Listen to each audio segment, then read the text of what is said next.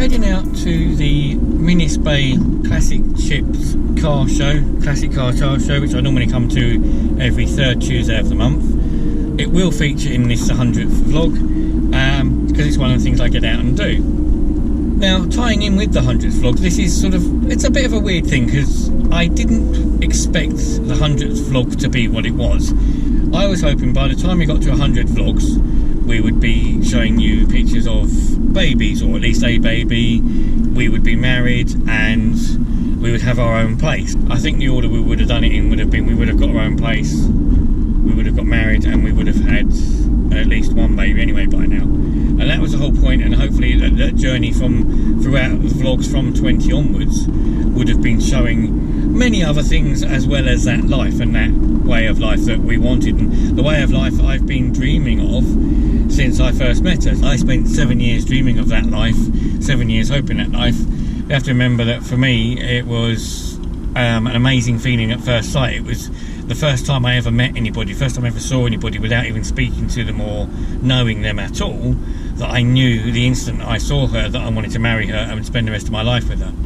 So that's been the sort of theme that I would have hoped these vlogs would have taken. Obviously, as you know from watching previous videos and all the other vlogs that I've done, that isn't the case, and we're not in that position now. So that does mean I'm going to talk about Leanne a bit, because that's part of my life, part of the vlogs, and the vlogs would have been a lot different if she was in them, and a lot of other things I've learned since that are different. So I was going to say sort of what are the things that I've learnt in these 100 vlogs, what's different. And some of the things are about the stuff that maybe I didn't like about myself that has now changed, things I always thought I was but I haven't been, and things I wanted to be. I am a different person now than I was when I first started these. As I said, I'm not in the way, I'm not in a situation that I wanted to be in, but I'm a different person. So I'm more of the person I always wanted to be now than I have been in the past. The problem with that, of course, is that I'm not with the woman that I love, the person I fell in love with the instant I saw her, and the person that, as I said earlier, I knew from the very, very start, this was the woman I wanted to be my wife, to have children with, to live with for the rest of my life and never split up from. So the person that I wanted to be and the person I always thought I was, I clearly wasn't. I didn't get everything out. I didn't express myself in the ways I should have done, and I wasn't able to explain myself in the ways I should have done. Over time, and with losing the woman that you love so very, very much, it's a thing where you think things through, you talk about it with your counsellor. I said not specifically, the counselling wasn't to do with Leanne. Leanne was just part of it, a small part of it. The rest of the counselling was a lot more involved and a lot more stuff I can't really talk about. But that sort of made me realise that I wasn't being the person I always wanted to be. But that's been way before, way before I met Leanne. It's just I haven't been the person I've always wanted to be, and I haven't led the life that I wanted to lead. Meeting Leanne just opened it up in my mind that that's actually what I really wanted, and then I wasn't able to express myself in as much as I wanted to be. As I said before, first time I saw her, the very first moment I met her, my heart thumped and my heart knew straight away. But it was here, started from the heart, but it's also in the gut. You get a gut feeling about things. People always say you get a gut feeling, and when all three combine, it was the most amazing thing in the world. In some ways they say it's a bit of a cliche, but you haven't seen the best of me yet. And I now know what the best of me is and what the best of me can be, and I would do the best of me every day to strive for the rest of my life to just prove to myself and to make myself happy, and also to make anybody else that I'm with happy. The best of me was only really brought out initially by Leanne. The best of me would only be brought out by her. I can't bring that out, that person that I want to be, the person that I wanted to show her, that I always thought I was with her, but I wasn't, is only for her and for her alone. It's not that I don't want to do it for anybody else, it's just I can't. My mind isn't even thinking, I'm not thinking, oh, I won't do that because that's not Leanne. I'm just thinking it, I would love to be able to love again, I would love to be able to be in that situation, but I only ever want that situation to be right, and the only person that ever made that right, and the only person who could ever make that right for me was Leanne. The best of me, yes, you haven't seen the best of me, but the best of me is only brought out by one specific person. Every couple has good and bad times. I've upset her many times, and I must say this now, that nothing she did was ever bad. I didn't find anything that she did wrong. What I mean to say is any time you have, whether it be good times, bad times, sad, upsetting, joyous, all those times are the times I would rather have spent with her than not had them at all, and times I would have rather spent with her than anybody else. So even if it was a bad time or something wasn't right, I still would have absolutely preferred that to be, and I'm happy that it was with Leanne. As I said, I don't look back at the past and regret. I regret a lot of stuff I did do. I regret an awful lot of stuff I didn't do, and I look back at it with sadness and say I should have done this, I should have done that. It would have been nice if I could have done that for her. So a lot of things in that respect, but at the same time, I don't regret things. I don't want to look and say I want to forget the past. Come to me in the night hours. I will wait for you. I can sleep and thoughts devour thoughts of you. Every time I look back, even if it's something I look back and think, oh, I wish I hadn't done that, I look back and smile, because every time I look back in my mind, I see her face, and her face is just the most beautiful face on earth. So I can't forget the past, because the past always makes me smile. I look back, I think of things, I think, oh, I wish I hadn't done that, or I hadn't done this, or I think even this was quite sad, or even when she was ill, or when she was, I just think I still love her very much. I loved her throughout, all the time, without fail. Whatever it was, I never want to forget anything, because I still look at her and think, you know what? She was so beautiful. At work, when we worked together, there were times that you might disagree over things and things you wouldn't get on with. And I always wished I had Tourette's. And it's a very strange thing to say, and I'll explain it quite easily. I wished I had Tourette's because I would always wanted to say what was in my head rather than what I had to say or what I was saying through my mouth. We'd have a disagreement over lunches or something like that.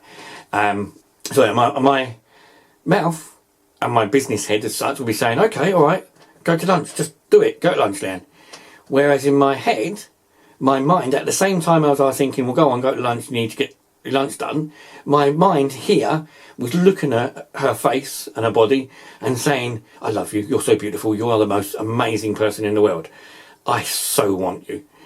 And that was always, I guarantee you 100%, always in my head, always going through my mind. But I was having to say to her, go do this, go do that.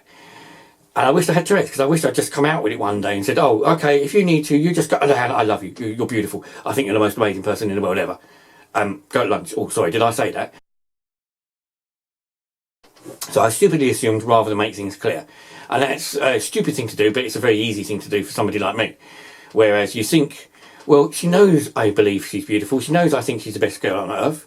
So if we're talking, she must know it. So in my mind saying it all the time, I might not have said it here, so I'm assuming she must know it already. And that's not always the case, and that's the things that I should have done, and I realise nowadays that my ability to do that was very bad. There were things, sometimes I couldn't understand things. Sometimes I seemed like I was flippant and maybe trying to fob her off with things where I wasn't, because I didn't understand them. A very good example is that sometimes she would say to me she was afraid of losing me or afraid that I would go off. Now, I would always say to her, of course I won't. But in my mind, I was saying, why say that? Why would she say something like that when I'm the one that's going to lose out? She's the one that would leave me. I'm not very good looking. I'm just an ordinary bloke. I'm older than her. I'm just a normal guy. She's the most beautiful woman on earth. She's stunning. She's amazing. I'm the one that should be terrified every single day that I see her, every single day that I know every single day I think of her, every single day of my life, basically. She's going to go off because somebody's going to want her. Somebody else is going to come along and pick her up and say, you're the most beautiful woman in the world. I really want you in my life.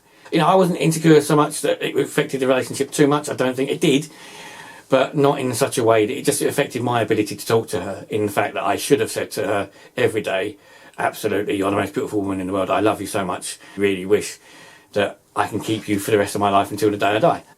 But in the end, we split up, and splitting up wasn't planned. It wasn't meant to happen. I never expected it to happen. I had planned the rest of my life to be with her and with her only. And when it ended, that was it. I thought it wasn't the end. I didn't think it was the end. I didn't think it would finish. I never thought it'd finish. I never thought we'd ever have a time where we wouldn't see each other, because I wanted to see her for the rest of my life. She told me she wanted to see me for the rest of my life. So every day since it happened, and from then on, as you know, I've been trying to let her know how much I dote on her, how much I love her, how much my heart is only hers and nobody else's. And that, as I said, the me that nobody else has seen, the me that I know I am and I want to be, the best of me you've yet to see, my love at the time, it came out of nowhere, I didn't realise what it was. Realistically, after I've spoken to the counsellor afterwards, I knew it was always there. It's been there since I was 8 or 9 years old. It's just I hid it for such a long time. And it was very, very hidden and very, very suppressed. And then I met one person who happened to be Leanne, and Leanne it just flourished and blew up. But I didn't understand it enough to be able to explain it enough. Which is the sadness, as I said, now I don't get to do that at all really.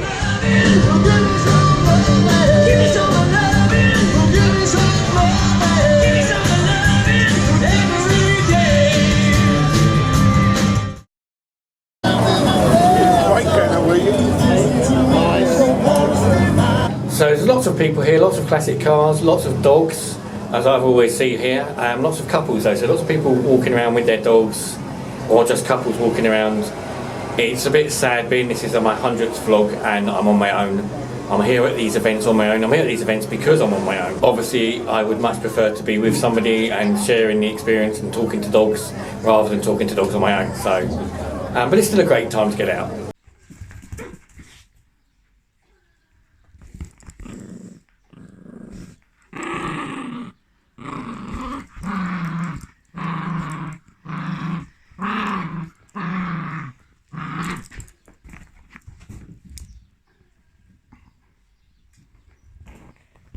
In 100 vlogs, I suppose I've learned to get out and do more. As I said, I didn't expect it to be on my own, so I've had to get out and learn to be self-sufficient in going out to places, meeting people. I mean, I don't talk an awful lot. I'm still not a great talker with people, strange enough that I work in retail, but I don't talk to many people when I'm out, but I talk to a few. I'm sociable, if I can be. I'm wary of people, and as I said, I don't go looking to talk to people. I don't want to get involved with people in relationships, anything like that, so I'm not looking to talk to women. I've very hardly ever talk to women at all. It's more groups of people that I talk to. I have learned that the drone is a great tool. They make great tools for photography and for video.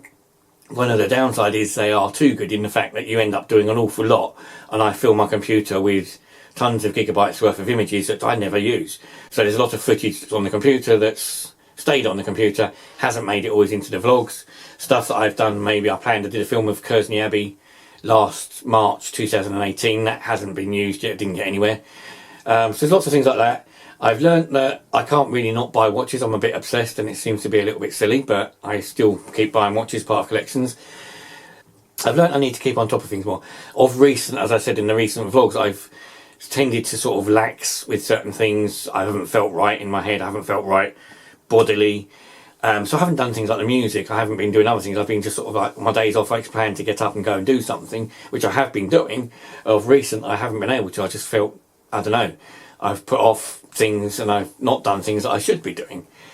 So I need to change that. But I've learned a lot. I've learned this is a great way of keeping myself busy, and it's, it's not always fireworks, it's not always enjoyment. Sometimes this is just boring and just me chatting. But then again, at the same point, it is only for me. I do these to get me out and to get me to do something. I love the fact that people watch. I love the fact that I've got subscribers. I love the fact people love my watch reviews. I just, don't always know what to do. During these 100 vlogs, I have said about getting products and things to test or freebies to show you, stuff like that. I haven't done anywhere near as many as I wanted to because basically it's not that easy to get them. I apply for free things every now and then. I apply for samples and things like that. A lot of manufacturers aren't interested, and a lot of free sites that you go on the computer, there's all these free sites where you can get free samples of stuff and free bits and bobs, but very, very often they don't work. So you'll send off or you'll fill out a form for something and then you'll never end up getting it. However, working in retail, I do get the opportunity occasionally to enter competitions through work to win things. I mean, you just do it for the sake of it, you do a bit of training, enter a competition, see what happens. Luckily, I have just had come through something I won about 9 weeks ago in a nice Google bag. Bit of a giveaway. It actually says on it though, as part of a competition for work, just had to answer some questions and I end up with a Google Home Hub. So I can sit and ask Google questions and do whatever this does. So for now, until I get a place of my own or meet somebody and get a place together, this is going to go here. Probably be just asking it news questions and weather, probably. I doubt there's going to be much else going on with it. So I shall use it, see how it goes. I'll let you know if it's any good, if it's worth having or not, if they're really annoying. Yeah, and you know, any views anyone's got on these things, if anyone says there's anything that you can do with them that I don't know about, then let me know in the comments below. Thanks for watching the 100th vlog. I'm still looking for comments, I'm still looking for love, and I'm still looking for the dream that I've always wanted. But thanks for watching, thanks for putting up with it if you have this far, because it's a long vlog and there's a lot in it. And I will see you soon on the next one. Thanks a lot, and bye bye. Wait for you. I can sleep in thoughts devour, thoughts of you consume. Come to me in the night hours. I will wait for you. I can sleep in thoughts